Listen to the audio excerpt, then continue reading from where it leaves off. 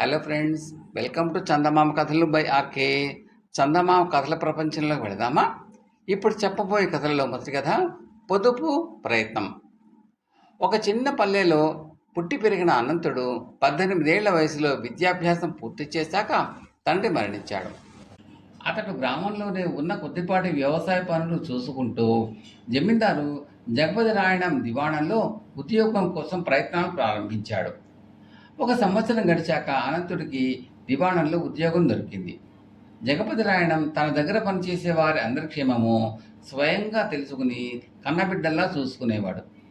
ఉద్యోగంలో చేరిన వారం రోజుల తర్వాత అనంతుడు తన స్వగ్రామానికి తిరిగి వెళ్ళి తల్లిని తన వెంట పెట్టుకుని పట్టణానికి రావాలని ప్రయత్నించాడు. అయితే అనంతుడి తల్లి అందుకు ఒప్పుకోక, నేను మీ నాన్న ఈ ఇంట్లోనే కష్టసుఖాలు అనుభవించాం.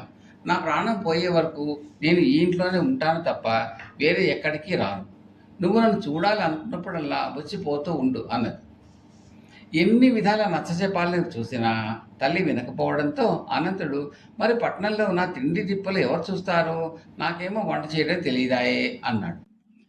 తల్లి కొడుకు ఇంకా ఆప్యాయంగా చూసి, పిల్ల సిద్ధంగా ఉంది, పెళ్లి చేసుకుని తీసుకుపో అన్నది. అనంతుడికి మామయ్య వరుస అయిన భద్రయ్యకు వాణి అనే కూతురుంది. చిన్నప్పటి నుంచి అనుకున్న సంబంధం. వాణి అనంతుడు కూడా ఒకరినొకరు ఇదివరకే ఇష్టపడి ఉన్నారు.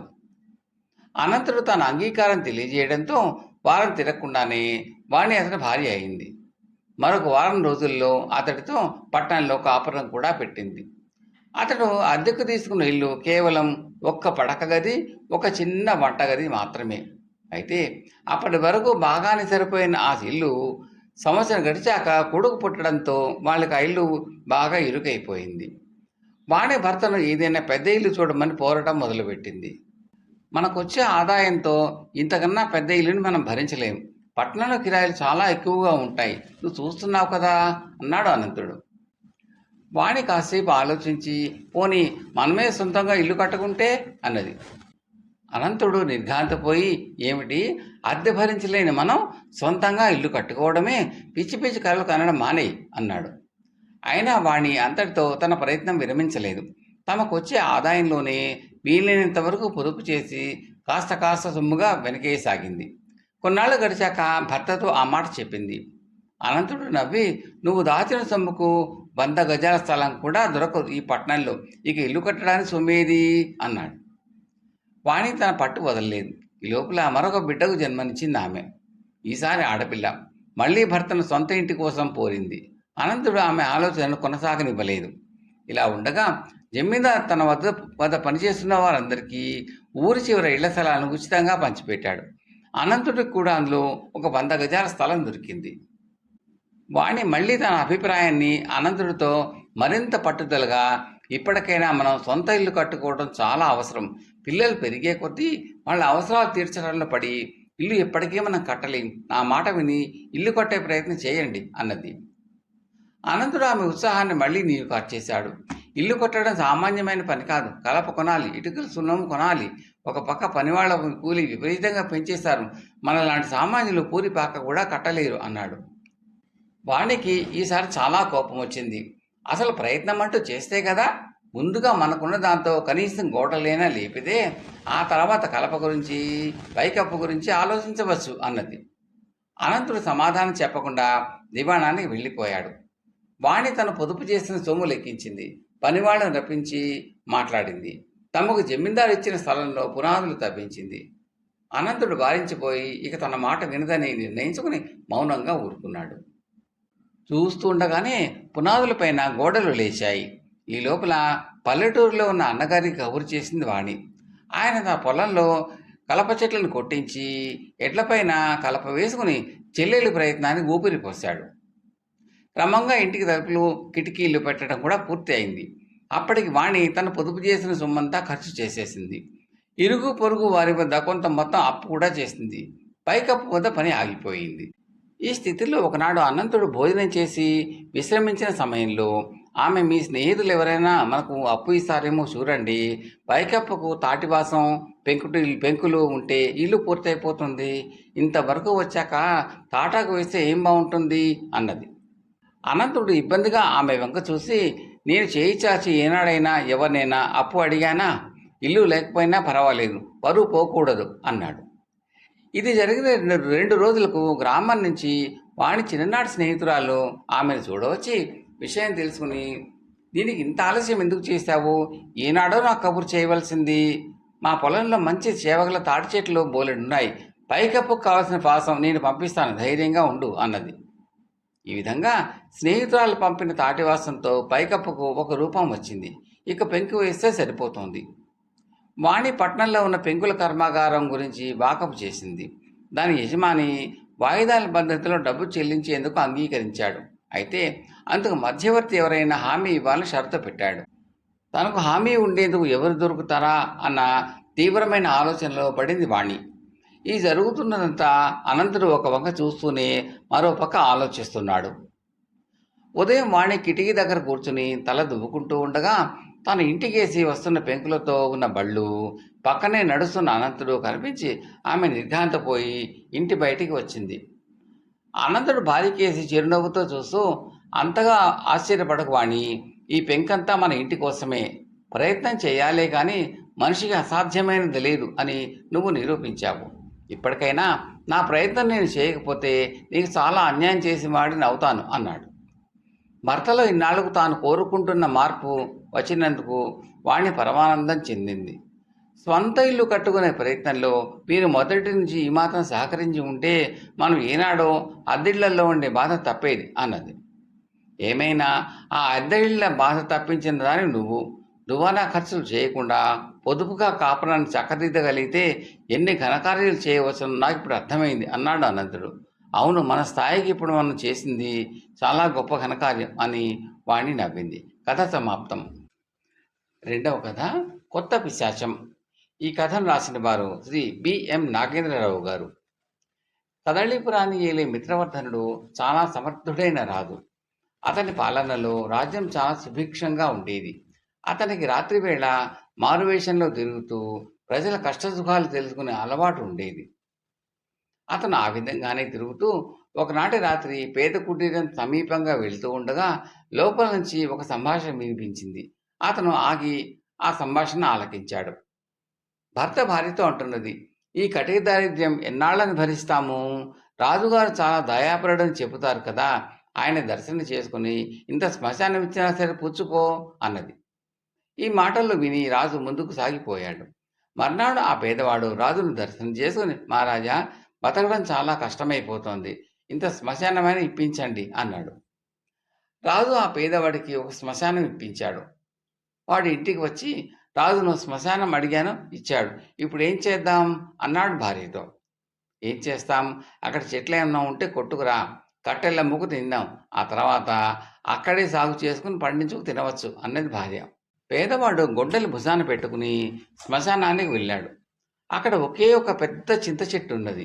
వాడు దాన్ని కొట్టబోయేసరికి దాని మీద ఉన్న వందలాది పిశాచాలు దిగివచ్చి వాడి చుట్టూ మోగి, బాబు, ఈ చెట్టును కొట్టకు, దీని మీద మేమంతా కాపురం ఉంటున్నాం, నీకు పుణ్యం ఉంటుంది, మాకున్న ఆధారం ఇదొక్కటే, దీన్ని కాస్త తీసేయకు అన్నాయి. పిశాచాలను చూసి మొదట పేదవాడు భయపడ్డాడు. కానీ అవి ప్రాధేయపడటం చూసి బింకం తెచ్చుకుని, కొట్టేయకపోతే నాకు ఎలా జరుగుబాటు అవుతుంది, దీన్ని కొట్టాలి, ఆ తర్వాత భూమిని దున్ని విత్తులు నాటి పంట వేసి ఆ తిండి గింజలతో నేను బతకాలి, నన్ను ఆపకండి అంటూ మళ్ళీ గొడ్డలెత్తాడు. తొందరపడకు, కాస్త మా మాట కూడా విను, నీకు కావాల్సిన ధాన్యమే కదా, నీకేమీ శ్రమ లేకుండా నీకు కావాల్సిన ధాన్యం అంతా మేమే పోగు చేసి ముడుపుగా నీకు ఇచ్చుకుంటాం, సరేనా అన్నయ్య పిశాచాలు. సరే పోనీ మీరు చెప్పినట్టే కానిద్దాం, 2 మాసాల్లో మాత్రం ధాన్యం మా ఇల్లు చేరాలి, లేకపోతే నేను ఇంక ఆగను అని పేదవాడు గొడ్డలు భుజాన పెట్టుకుని ఇంటికి తిరిగి వచ్చేసి జరిగిందంతా భార్యకు చెప్పాడు. భార్య కూడా ఈ ఏర్పాటుతో చాలా తృప్తి పడింది. అది మొదలు పిశాచాలు రోజు ధాన్యాన్ని సేకరిస్తూ వచ్చాయి. ఇంతలో ఒక కొత్త పిశాచం ఆ చింత చెట్టు మీదకి వచ్చింది. మిగతా పిశాచాలు కూడబెడుతున్న ధాన్యాన్ని చూసి, ఏమిటిదంతా, మనకి ధాన్యంతో ఏం పని అని అడిగింది. మిగిలిన పిశాచాలు చెట్టు గొడవంతా కొత్త పిశాచానికి చెప్పాయి. కొత్త పిశాచం కళ్ళెర చేసి, మనం ఏమిటి, మనుషులకు భయపడటం ఏమిటి, నేను వెళ్ళి వాడి అంతు తెలుస్తాను అంటూ పేదవాడి ఇంటికి బయలుదేరింది. పేదవాడి గుడిసె మీద ఒక చిక్కుడు పాదు పాకుతున్నది. దాన్ని ప్రతి రాత్రి ఒక గేదె వచ్చి తినిపోతున్నది. దానికి కాస్త బుద్ధి చెప్పాలని ఆ రాత్రి పేదవాడు దుడ్డుకర్ర చేతపట్టి ఒకచోట నక్కి ఉన్నాడు. అంతలోనే కొత్త పిశాచం లోపలికి వచ్చింది. పేదవాడు అలికిడి విని గేదె అనుకు చావు అంటూ దుడ్డుకర్రతో ఒక్క పెట్టు పెట్టాడు. చచ్చాన్రో అని కొత్త పిశాచం కేక పెట్టింది. ఆ వచ్చింది పిశాచమని గ్రహించి పేదవాడు ఎందుకు వచ్చావు అని అడిగాడు కోపంగా.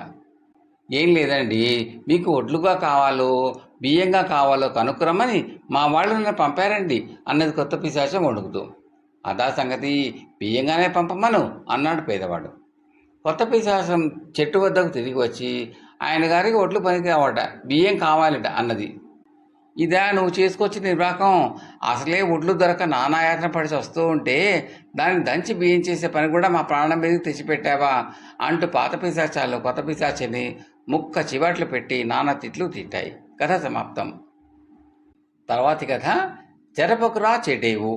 ఈ కథను రాసిన వారు శ్రీ వై జనార్దన్ గారు. విశ్వగిరి అనే నగరంలో రామదాసు అనే గొప్ప సముద్ర వ్యాపారి ఉండేవాడు. ఆయనకు రవిదేవుడు, చంద్రదేవుడు అని ఇద్దరు కుమారులు ఉండేవారు. వారిద్దరూ ఇంకా తండ్రి వ్యాపారంలో ప్రవేశించలేదు. వారికి వ్యాపారానుభవం కలిగే అవకాశం ఇవ్వడానికి రామదాసు ఒకసారి తన కొడుకులిద్దరిని పిలిచి, మీకు ఇద్దరికి సమంగా డబ్బిస్తాను, ఆ డబ్బుతో మీరిద్దరూ మీ తెలివితేటల కొద్దీ వ్యాపారం చేసి లాభం గడించుకురండి అన్నాడు. రవిదేవుడు, చంద్రదేవుడు తండ్రి ఇచ్చిన డబ్బు తీసుకుని ఆమె దూరంలో రేవుపట్నానికి బయలుదేరారు. అక్కడ రవిదేవుడు తన వద్ద ఉన్న డబ్బుతో తనకు తోచిన సరుకులు కొని తమ బసలో భద్రపరుచుకున్నాడు. చంద్రదేవుడు మాత్రం ఏం కొనవలసింది నిర్ణయించలేక రేవులో కాలుగాలిన పిల్లిలాగా అటూ ఇటూ తిరుగుతూ తాత్సారం చేశాడు. సముద్రం మీద బయలుదేరే ఓడలు ఇంకా 4 రోజుల దాకా రావని తెలిసింది. అందుచేత చంద్రదేవుడు సామాను కొనడానికి ఇంకా వ్యవధి మిగిలి ఉన్నది. అప్పుడు రవిదేవుడు తన తమ్ముడు నేను ఒకసారి ఇంటికి వెళ్ళి మళ్ళీ వస్తాను. ఇంటి వద్ద కొన్ని ముఖ్యమైన సామాగ్రి వదిలిపెట్టి వచ్చాను. నేను వచ్చేదాకా నా సామాన్లు చూస్తూ ఉండు నువ్వు అని వెళ్ళిపోయాడు. ఆ రాత్రి చంద్రదేవుడు నిద్రపోనే లేదు. అతను తన బస ముందున్న పంచలో కూర్చుని విచారంగా సముద్రం కేసి చూస్తూ ఉండగా గడ్డాలు మీసాలు పెంచుకుని మునీశ్వరుడులాగా ఉన్న ఒక మనిషి అటుగా పోతూ చంద్రదేవుని చూసి ఆగి, ఏ నాయనా, ఎందుకు విచారంగా ఉన్నావు? మీ తండ్రి గారు ఇచ్చిన ధనం ఎలా వినియోగించుకోవాలనో తెలియలేదా అని గడ్డని నిమ్మురుకుంటూ అడిగాడు. ఆ మునికి గల దివ్య దృష్టికి చంద్రదేవుడు అద్భుతపడి, అవును స్వామి అన్నాడు.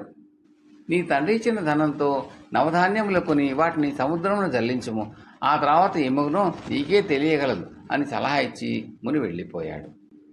మర్నాడు తెల్లవారుతూనే చంద్రదేవుడు తన వద్ద ఉన్న డబ్బంతా పెట్టి నగరంలోని వ్యాపారుల వద్ద నవధాన్యాలు కొని సముద్రంలో జల్లించాడు. ఇంతలో ఇంటి నుంచి వచ్చిన రవిదేవుడు తమ్ముడు చేసిన పని తెలుసుకుని, చీ మూర్ఖుడా, నాన్నగారు వ్యాపారానికి ఇచ్చిన డబ్బును సముద్రం పాలు చేశావా? ఈ సంగతి తెలిస్తే నాన్నగారు నిన్ను కొరత వేయించి తీరుతారు అని చివాట్లు పెట్టాడు. చంద్రదేవుడు చాలా భయపడ్డాడు. ఆ తర్వాత ఓడ బయలుదేరుతూ ఉంటే రవిదేవుడు తన సరుకులతో సహా అందులోకి ఎక్కి దేశాంతరాలకు వెళ్ళిపోయాడు. చంద్రదేవుడికి ఇంటికి వెళ్ళడానికి ధైర్యం చాలలేదు. అతను ఆ రాత్రి సముద్ర తీరాన్ని కాలుగాలిన పిల్లిలాగా పచారులు చేసి సాగాడు. ఆ సమయంలో ఒక వింత జరిగింది. సముద్రపు అలల మీద ఏవేవో తేలి రాసాగాయి. అలలు వాటిని ఒడ్డున వేసి వెనక్కి వెళ్ళిపోతున్నాయి. చంద్రదేవుడు వాటిని చూస్తే అవి ముత్యపు చిప్పలు. ఆ ముత్యపు చిప్పలు వేల సంఖ్యలో ఒడ్డుకు కొట్టుకుని వస్తున్నాయి. చంద్రదేవుడికి తెల్లవార్లు వాటిని బసలోకి తెచ్చి పడవేయడంతోనే సరిపోయింది. ఆ మర్నాడు అతను వాటిలో నుంచి ముత్యాలు తీయించి వాటిని అక్కడే అమ్మగా తండ్రి ఇచ్చిన సొమ్ముకు 5-6 డబ్బు వచ్చింది. చంద్రదేవుడు ఆ డబ్బును సముద్రుడి కానుకగా భావించి ఇంటికి తిరిగి వెళ్ళిపోయాడు. సముద్రాల మీద వెళ్ళిన రవిదేవుడి కూడా సముద్రంలోనే మునిగిపోయింది. అతను తన సరుకంతా పోగొట్టుకుని ప్రాణాలతో బయటపడి అనేక వ్యాధులతో తీసుకొని కొన్ని మాసాల అనంతరం జీవోత్సవంలాగా ఇంటికి తిరిగి వచ్చాడు. అతన్ని చూసి అందరూ జాలిపడ్డారు. అతను ఇంటికి వస్తూనే తమ్ముడిని కావలించుకుని, నీకు ద్రోహం చేసినందుకు నాకు మంచి శిక్ష జరిగింది, నన్ను క్షమించు తమ్ముడు అని బలబలా ఏడవసాగాడు. చంద్రదేవుడు ఆశ్చర్యపోతూ, నాకు నువ్వేం ద్రోహం చేశావు అని అడిగాడు. నేను ఇంటికి పోతానని నీతో అబద్ధమాడి సన్యాసి వేషం వేసుకుని నీ దగ్గరకు వచ్చి నీ డబ్బంతా నవధాన్యాల రూపంలో సముద్రంలో పోయించాను అన్నాడు రవిదేవుడు. ఆ తర్వాత వారిద్దరూ ఎంతో కాలం అన్యోన్యంగా ఉన్నారు. కథ సమాప్తం. తర్వాతి కథ మాట్లాడే పండు. ఇది 25 ఏళ్ల నాటి చందమామ కథ. ఒక రాజుగారి వద్ద లెక్కలేనన్ని ఆవులు ఉండేవి. రోజు పశువుల కాపర్లు ఆవులను కొండ ప్రాంతంలో ఉన్న పచ్చిక బీళ్లకు తోలుకుని వెళ్ళేవారు. కానీ సాయంత్రం ఇంటికి తిరిగి వచ్చేసరికి వాటి సంఖ్య తగ్గి ఉండేది. రాజుగారు ఎంత గట్టి కాపలాలు ఉంచినా ఆవులు మాయం కావడం మాత్రం తగ్గలేదు. మాయమవుతున్న ఆవుల ఆచూకీ తెలుసుకురమ్మని రాజుగారు తన 3 కొడుకులను పంపాడు. రాజకుమారులు ఒక రోజల్లా ప్రయాణం చేసి ఒక అరణ్యం చేరుకున్నారు. అక్కడ వాళ్లకు ఒక వికార ఆకారం గల స్త్రీ ఎదురుపడి, నాయన్లారా ఎక్కడికి వెళ్తున్నారు అని అడిగింది. అందుకు రాజకుమారులు విసుకుని, మేము ఎక్కడ వెళితే నీకెందుకు, నీ దారిన వెళ్ళు అన్నారు. ఆ స్త్రీ ఏదో గొణుక్కుంటూ వెళ్ళిపోయింది. రాజకుమారులు ముందుకు నడిచి చీకటి పడే వేళ్లకు ఒక కోటను చేరుకున్నారు. ఆ కోట లోపల తమ ఆవులన్నీ కట్టివేసి ఉండటం వారికి కనిపించింది. ఇంకా లోపలికి పోగా నిద్రపోతున్న అతి ముసలి రాక్షసి కనిపించింది. వారి అలికిడికి ఆ రాక్షసి మేలుకున్నది. రాజకుమారులు, అవ్వా మాకేదన్నా పని ఇప్పించు, ఇక్కడే ఉంటాం అన్నారు. వాళ్ళు ఆవుల కోసమే వచ్చారని రాక్షసి పసిగట్టింది. అది చాలా జిత్తులు మారేది. తన ఒంట్లో శక్తి ఉడికిపోయాక తన మాయోపాయాల చేతనే తన శత్రువులను చంపుతూ వస్తున్నది. అది రాజకుమారులు కూడా అలాగే చంప నిశ్చయించుకుని, సరే అబ్బాయిలు, ఆ ఆవులను పాలు పిండే వేళ అయింది, వెళ్ళి పాలు పితుకురండి, రేపటి నుంచి నా ఆవుల పాలన పోషణ అంతా మీదే అన్నది. రాజకుమారులు సరేనని వెళ్ళి గంగాళాల నిండా పాలు పితుక్కు తెచ్చారు. రాక్షసి పాలు కాచి వాళ్ళని పిలిచి, అబ్బాయిలు ఆకలితో ఉన్నారేమో, ముందు ఈ పాలు తాగండి అని 3 పాత్రలలో పాలు పోసి ఇచ్చింది. ఆ పాత్రలో అదివరకే విషం ఉండటాన ఆ పాలన్నీ విషమైపోయాయి. రాజకుమారులు ఆ సంగతి ఎరగక పాలు తాగి మరణించారు. రాక్షసి 3 ఒక పెట్టెలో దాచింది. తన కొడుకులు ఎన్నాళ్లకు తిరిగి రాకపోయేసరికి రాజుగారికి దిగులు పట్టుకున్నది. రాజుగారి పశువుల కాపర్లలో గోవిందుడు అనే యువకుడు ఉన్నాడు. వాడు మంచి ధైర్యం గలవాడు. వాడు ధైర్యం చేసి రాజుగారి వద్దకు వెళ్ళి రాజకుమారుల జాడ, మాయమైన ఆవుల జాడ కనుక్కు వస్తానన్నాడు. రాజుగారు సరే అన్నాడు. గోవిందుడు కూడా రాజకుమారులు వెళ్ళిన దారినే బయలుదేరాడు. వాడికి కూడా వికారాకారం గల స్త్రీ కనిపించి, నాయన ఎక్కడికి వెళుతున్నావు అని అడిగింది. గోవిందుడు ఆమెకు తను వెళుతున్న పని గురించి చెప్పాడు. అందుకామె, ఇంకా కొంత దూరం వెళ్ళావంటే నీకు ఒక కోట కనిపిస్తుంది.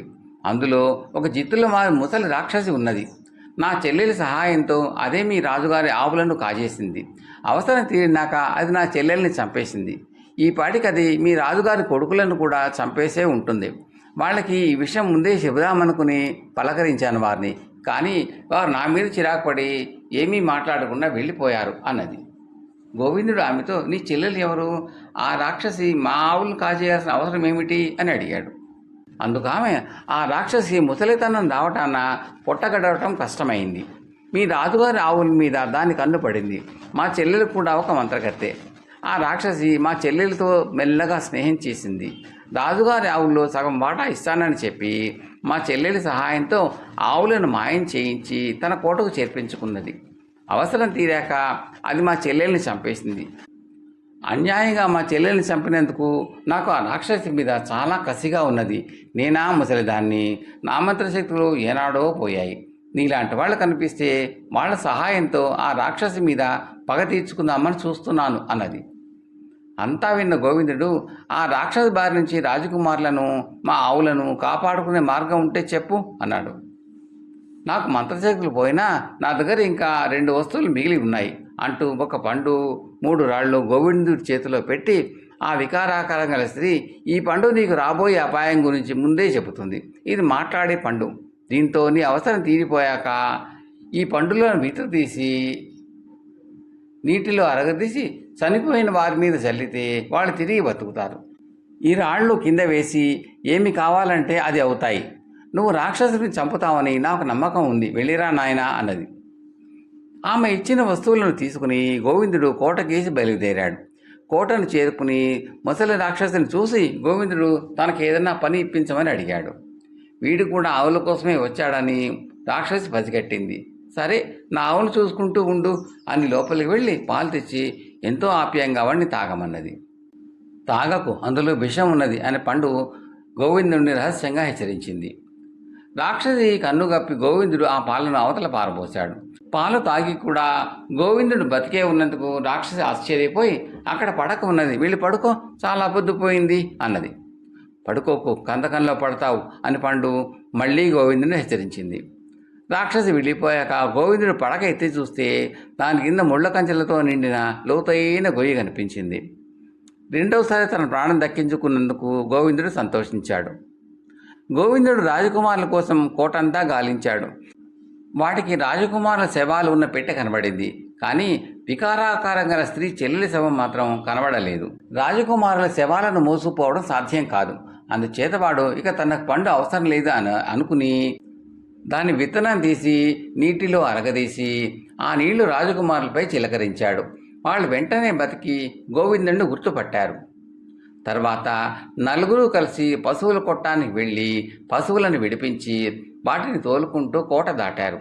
గోవిందుడు వికారాకారం గల స్త్రీ కోసం ఎదురు చూశాడు. కానీ ఆమె ఎక్కడా కనబడలేదు. ఈలోగా రాక్షసి లేచి గోవిందుడి పక్క చెక్కు చెదరకుండా ఉండటం గమనించి అనుమానం వచ్చి పశువుల కొట్టం వేసి వెళ్ళింది. పశువులు లేవు. గోవిందుడు వాటిని విడిపించుకుని వెళ్ళాడని గ్రహించి పెడబొబ్బలు పెట్టుకుంటూ వచ్చింది. రాజకుమారులు గోవిందుడు రాక్షసి అరుపులు విన్నారు. అది పెద్ద పెద్ద అంగలు వేసుకుంటూ సమీపిస్తున్నది.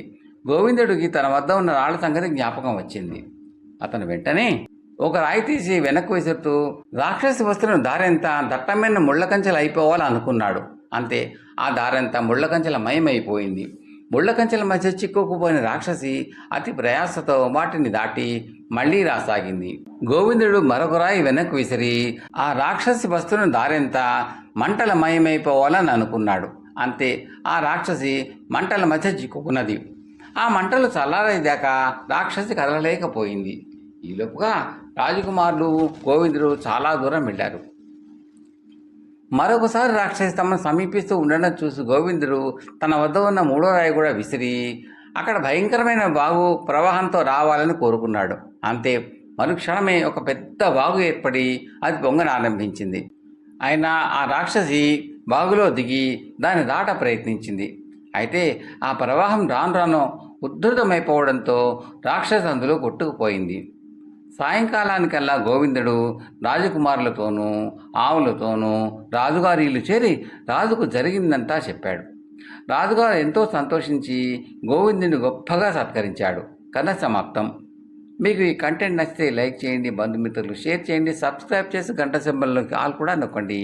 ఇలా చేయడం వల్ల నేను పెట్టబోయే తదుపరి వీడియోలన్నీ కూడా మీరు చూసి ఆనందించవచ్చు. ఈ కథలపై మీ విలువైన అభిప్రాయాలను కామెంట్లో తప్పక తెలపండి. అది మాకు ఎంతో ఎంకరేజింగ్గా ఉంటుందండి. Thank you very much.